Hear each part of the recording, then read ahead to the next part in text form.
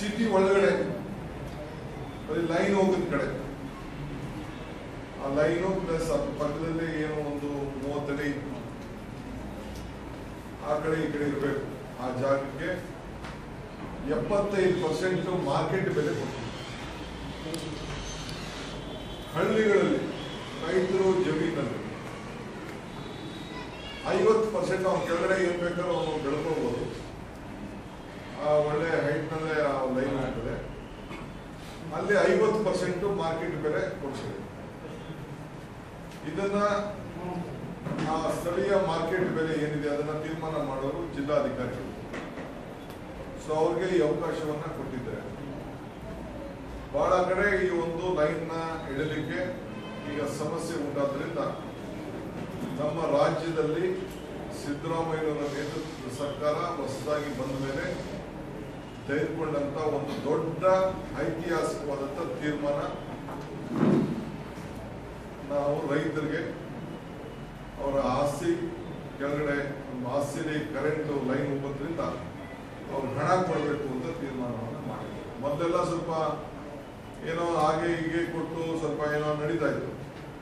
ಈಗ ಅದಕ್ಕೊಂದು ಕಾನೂನು ರೂಪದಲ್ಲೇ ಒಂದು ಅವಕಾಶವನ್ನ ಮಾಡಿಕೊಟ್ಟಿದ್ದಾರೆ, ಪರಿಹಾರ ಕೊಡಬೇಕು ಅಂತ.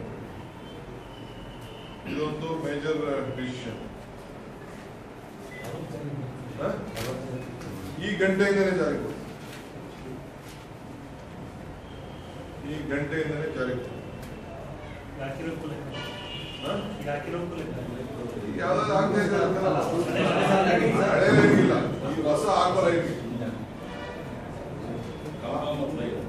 ಈ ಹೊಸ ಹಾಕುವಂತ ಲೈನ್. ಆಮೇಲೆ JLMಗಳು ಈಗ ಲೈನ್ ಮೆನ್ಗಳು 3 ವರ್ಷ ಅವನ್ನ ಪ್ರೊಫೆಷನರಿ ಆಗಿ ತೆಗೆದುಕೊಳ್ತೇವೆ. SLC ಪಾಸ್ ಮತ್ತು ಕಂಬ ಹತ್ತುವಂಥದ್ದು. SLC ಪಾಸ್ ಮತ್ತು ಕಂಬ ಹತ್ತುವಂಥದ್ದು. ಕಂಬ ಅಂದ್ರೆ ಅವರು ದೈಹಿಕವಾಗಿ ಬಹಳ ಗಟ್ಟಿಮುಟ್ಟಾಗಿರ್ಬೇಕು. ಈ ದೃಷ್ಟಿಯಿಂದ ಇದನ್ನ ತೆಗೆದುಕೊಂಡಿದ್ದೇವೆ. 3 ವರ್ಷ ಅವರು ಪ್ರೊಫೆಷನಲ್ ಇದ್ದಾರೆ. 10,000, 11,000, 12,000 ಅವ್ರಿಗೆ ಕೊಡ್ತೇವೆ. ಆಮೇಲೆ ಅವರು ಪರ್ಮನೆಂಟ್ ಆಗ್ತಾರೆ.